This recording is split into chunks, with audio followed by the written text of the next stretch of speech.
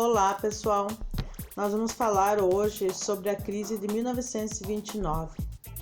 Para relembrar momentos anteriores a isto, é preciso falar que o mundo havia passado pela Grande Guerra, que deixou a Europa em crise e o mercado consumidor europeu ficou desprovido de produtos. Então, quem vai suprir essas necessidades é os Estados Unidos. Lembrando que, durante a Primeira Guerra Mundial, os Estados Unidos participou principalmente fornecendo alimentos, armas, produtos industrializados e empréstimos em dinheiro para os países da Tríplice Entente. Ou seja, a guerra para os Estados Unidos se tornou um evento bastante lucrativo. Além de que não trouxe prejuízos ao país, já que não ocorreu em seu território. E apenas se envolveu efetivamente em 1917, enviando seus soldados. Nesse momento, vai faltar a mão de obra masculina nas indústrias americanas, que então será suprida pelas mulheres. Este momento é importante na história, pois insere as mulheres no mercado de trabalho. Com o fim da guerra, em 1918, os Estados Unidos passam a ofertar empréstimos para os países europeus que necessitam se restabelecer dos prejuízos causados pela guerra, inclusive a Alemanha. E também passa a oferecer para eles alimentos, produtos industrializados. Com todo esse giro econômico, os Estados Unidos, no início da década de 20, passa por um forte crescimento industrial e expansão do crédito, ou seja, as pessoas podiam pegar dinheiro emprestado nos bancos com maior facilidade, para dessa forma estimular o consumismo bastante propagado pelo American Way of Life, que é o estilo de vida americano, em que estimula os americanos a fazer tudo em busca da felicidade, em seu bem-estar, em que eles vão ter então a liberdade econômica para comprar e também investir para obter lucro.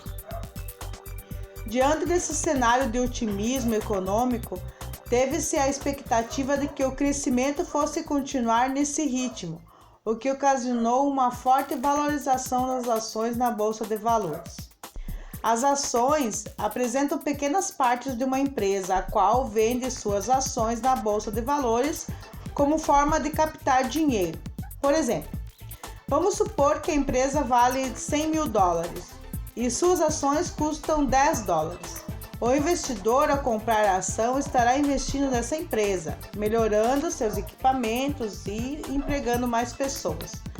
Acredita-se que, algum tempo depois, com a melhoria que ocorrerá nessa empresa, a fará valer 200 mil dólares. Então, a ação que antes valia 10 passa a ser de 20 dólares, dando um lucro de 10 dólares para o investidor, caso ele venda a ação. Foi dessa forma que os americanos, ao verem as ações das empresas valerem cada vez mais, passaram a investir na compra e venda de ações. Porém, esses valores eram mera especulação, ou seja, não correspondia ao valor real da empresa. Esses valores elevados das ações eram devido ao otimismo do crescimento econômico que havia naquele momento. Era como se os preços das ações aumentassem sem que o valor da empresa também aumentasse. Na verdade, as empresas passam a ter um estoque sem saída real da mercadoria.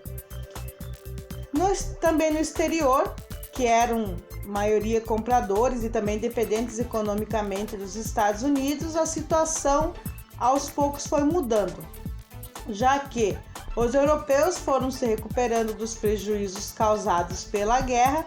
Dessa forma, diminuíram bastante os empréstimos e importações que faziam dos Estados Unidos. Só que mesmo assim a produção industrial americana continuou crescendo, porém os salários não aumentavam na mesma proporção que a produtividade industrial. Dessa forma começou a haver uma superprodução. E como os Estados Unidos não estavam mais exportando tanto para a Europa e o próprio consumo interno não acompanhava o nível de produção, principalmente por conta do poder aquisitivo, que não acompanhava o crescimento industrial, e como o excesso de oferta dos preços diminuíram, funcionários foram sendo demitidos. Com a diminuição dos preços, os investidores perderam a confiança no mercado, o que levou milhares deles a vender suas ações. Em 24 de outubro de 1929, houve a quebra da Bolsa de Valores.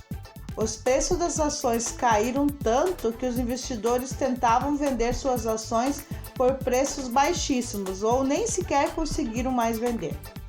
Justamente porque muitas dessas ações eram fruto da especulação financeira.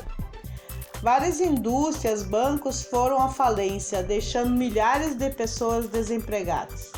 Vários países que dependiam da economia americana também sofreram com a crise, inclusive o Brasil, que exportava café. Uma exceção foi a União Soviética, que se isolou já que eram socialistas e a crise era do capitalismo. Durante a crise, o presidente dos Estados Unidos, que era Herbert Hoover, um republicano, defensor do liberalismo econômico, ou seja, a não intervenção dos estados na economia, as medidas adotadas por ele para acabar com a crise foi a redução de impostos, porém ela não funcionou. E nas próximas eleições, quem venceu foi um democrata chamado Franklin Delano Roosevelt, que implementou várias medidas econômicas e sociais, conhecida como New Deal, para combater a crise. Esse plano era baseado no pensamento do economista John Keynes, em que basicamente o Estado passa a intervir na economia, controlando a produção industrial e agrícola, além de investir em obras públicas com a finalidade de gerar empregos. Também ele criou a Previdência Social e a redução da jornada de trabalho para 8 horas diárias. As empresas assim passaram a precisar de mais funcionários, o que aumentou as contratações.